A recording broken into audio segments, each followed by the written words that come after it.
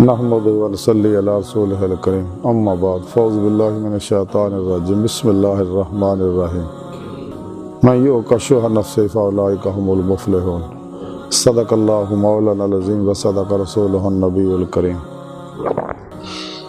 لا الہ الا اللہ محمد رسول اللہ قرۃ عین بک یا رسول اللہ صلی اللہ علیہ وآلہ وسلم۔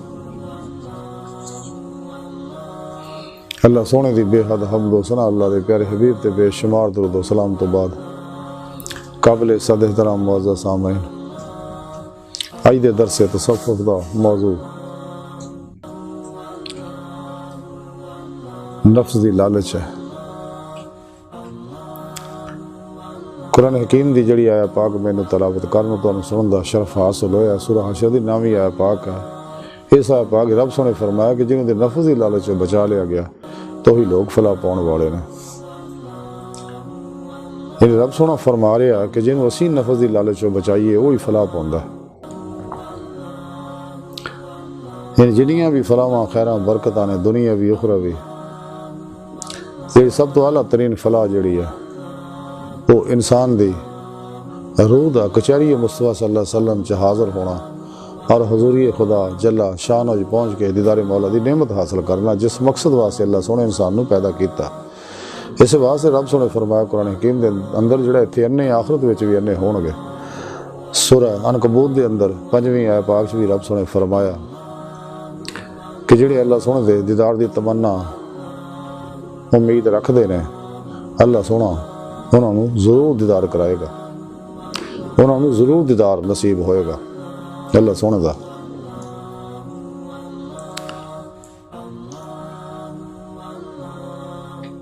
یہ کائنات ساری اور انسان دے اندر نفس یہ آزمائش ہے۔ ان آزمائشاں تو انسان تاں ہی نکل سکتا اگر انسان سچی توبہ کرے،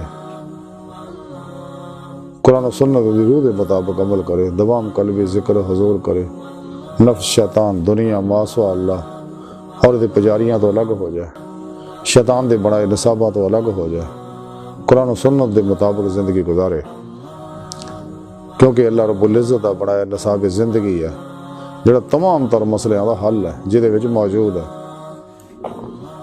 اور اللہ پاک دا آخری پروگرام ہے۔ قرآن حکیم اللہ پاک دی آخری کتاب ہے، ساڑھے پیارے نبی آخری نبی ہے، تے ولایت دا بوا کھلا ہے، تے ولایت انسان نو نصیب عمل قرآن و سنت میں ہونے ہے، اور کوئی ذریعہ نہیں، باقی سارے رستے جننے بھی سب شیطان دے رستے ہیں۔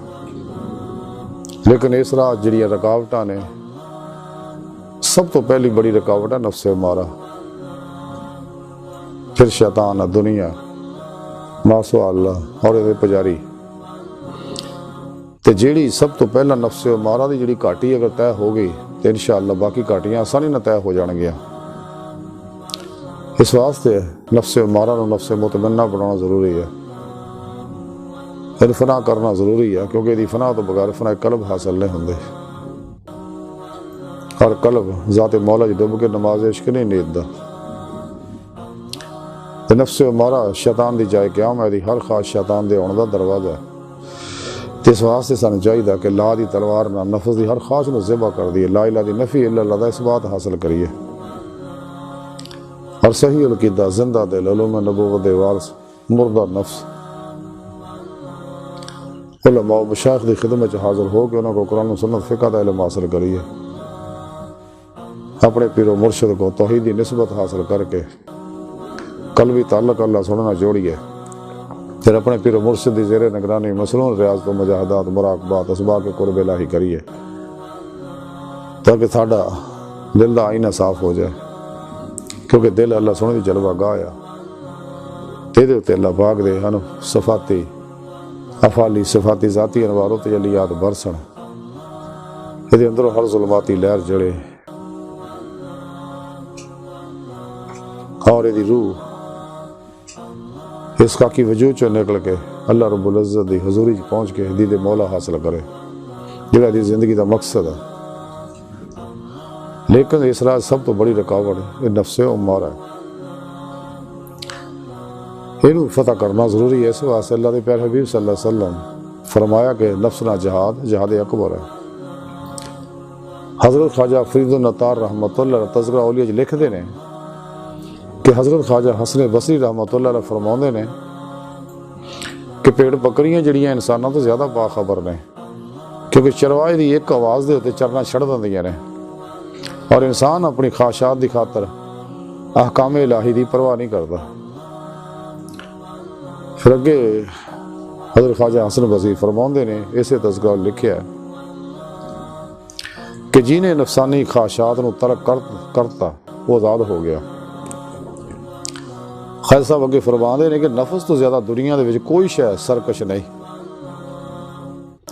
پھر خیر صاحب خواجہ حسن بصری رحمۃ اللہ علیہ نے ایک شخص نو قبرستان دے اندر بیٹھیاں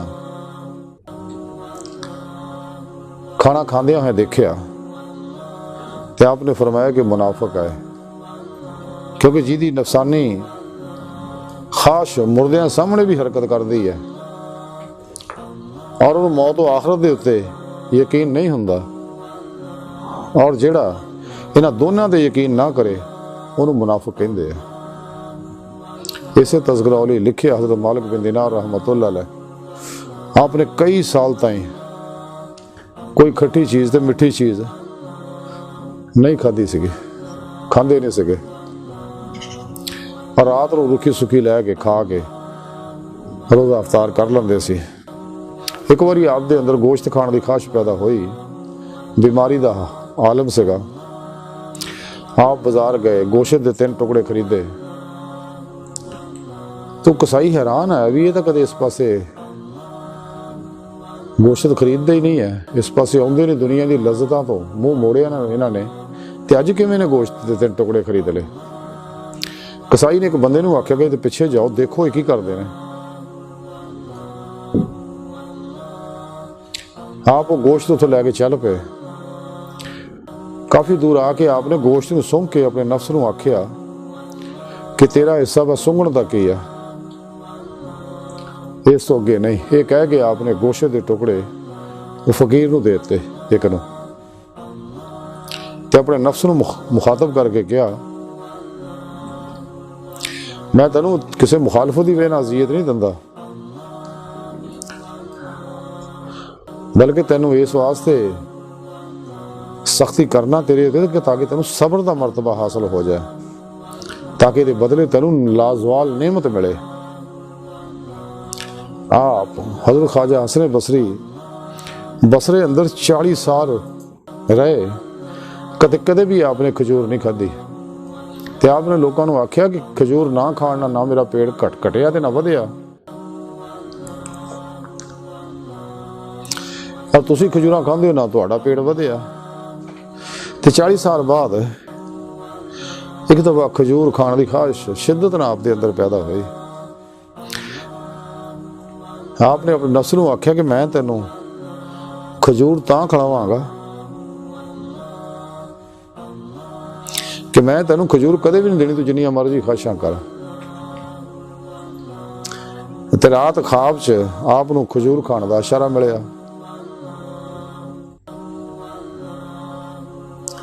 کہ کوئی گل نہیں، نفس نو معافی دیو، تینوں کھجور کھلا دیو.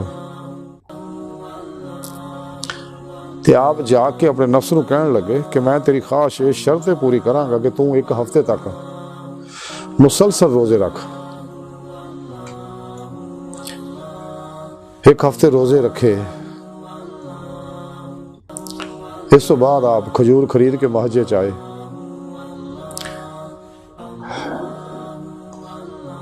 جب مسجد دے وچ آئے کھان تو پہلے ہی ایک لڑکا اپنے باپ نو آواز دینے لگا کہ مسجد دے وچ کوئی یہودی آ گیا.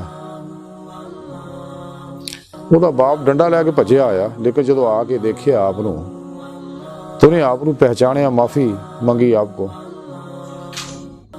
معذرت کیتی. تو انہوں نے کہا جی بچے نے اس واسطے شک پیا کہ چونکہ سارے اسی روزہ رکھنے ہیں اور ساڈے محلے وچ یہودیاں تو علاوہ کوئی نہیں کھاندا، اس واسطے بچے نو تواڈے یہودی ہون دے شک ہویا تے ایدی موقع جڑی معاف کر دیو. یہ سن دے ہی آپ نو جوش آیا